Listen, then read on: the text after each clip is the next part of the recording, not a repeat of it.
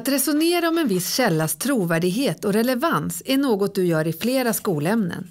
Men din källkritiska förmåga är också viktigt i andra sammanhang och i hela livet. Ett resonemang förklarar och fördjupar din tanke eller åsikt. Du kan påstå något, till exempel att en viss källa har låg trovärdighet. Men vad grundar du det påståendet på? Vad är det i källan som får dig att tänka att informationen inte är pålitlig? Är den kanske partisk?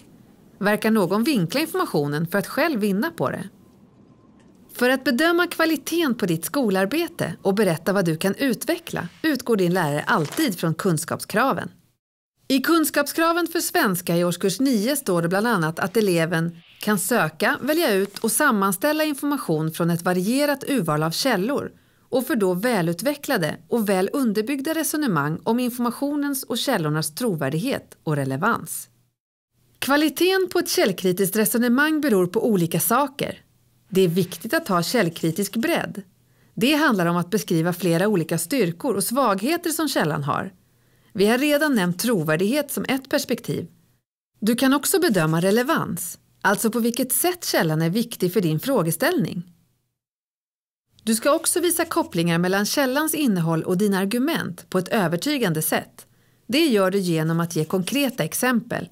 Ett annat sätt att utveckla ett källkritiskt resonemang är att använda dina kunskaper om ämnet eller sammanhanget där källan kommit till för att värdera källans innehåll.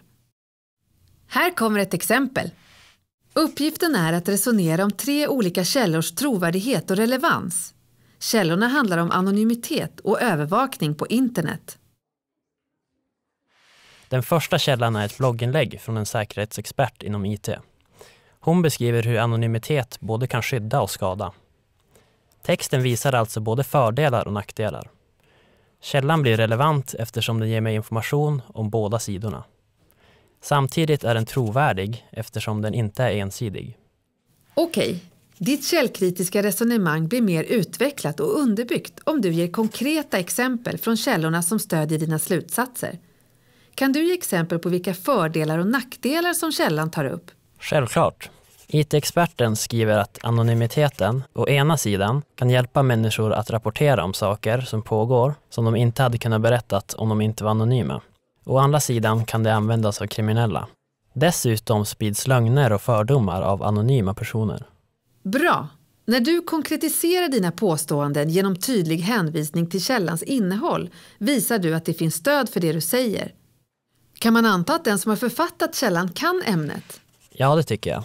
En IT-säkerhetsexpert på Internetstiftelsen i Sverige borde ju vara insatt. Dessutom hänvisar källan till forskning som bekräftar författarens beskrivningar. Vad bra! Hur är det med den andra källan? Den andra källan ger en ensidig och vinklad bild, för den beskriver bara allt dåligt som anonyma personer kan göra på internet. När en källa ger en ensidig och vinklad bild av verkligheten så är den tendensiös. Återigen blir ditt resonemang mer utvecklat om du ger konkreta exempel. På vilket sätt är källan tendensiös? Källan tar tydlig ställning för ökad övervakning på internet. Till exempel är texten bara positiv till att polisen ska kunna begära ut trafikdata utan att ens ha brottsmisstanke eller domstolsbeslut. Okej, men kan du ändå använda källan? Ja, den här källan är ändå relevant för sammanhanget eftersom den visar argument från de som vill göra det svårare att vara anonym på internet. Och med information från mina andra källor kan jag även beskriva fördelarna. Vet du något mer om källan som kan utveckla ditt resonemang? Ja, den kommer från en organisation som bekämpar en viss sorts brott på internet. Att de vill öka övervakningen beror på att de anser att det skulle vara bra för deras arbete. Okej, och den tredje källan? Vilka styrkor och svagheter har den? Den tredje källan är en artikel på Wikipedia. Alla kan bidra med fakta där, fast det finns volontärer som kontrollerar. Wikipedia är stort och kvaliteten varierar, så man måste granska varje artikel för sig. Hur gör du det? Som vanligt. Jag är uppmärksam på ordval och på hur problemet beskrivs. På så sätt kan jag upptäcka om artikeln är vinklad och tendensiös. Jag måste ju också kolla så att artikeln ger relevanta svar på mina frågor om anonymitet på nätet. Med just Wikipedia-artiklar finns det 3 saker till som jag kan undersöka. För det första ska artikeln bygga på många bra källor. För det andra så finns det en dialog om förbättringar på diskussionsfliken. Och för det tredje så ser jag i historiken att många har bidragit. Det var 3 bra tips för att granska artiklar som skapats av många skribenter på Wikipedia. Dessutom har artikeln med den senaste domen från EU-domstolen angående dataövervakning. Den kom för bara en månad sedan och det visar ju att artikeln är aktuell.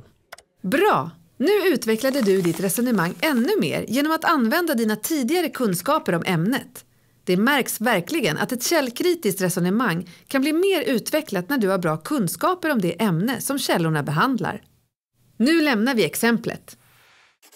Tricket för att få källkritisk bredd är att identifiera så många styrkor och svagheter som möjligt med källorna utifrån båda perspektiven, trovärdighet och relevans.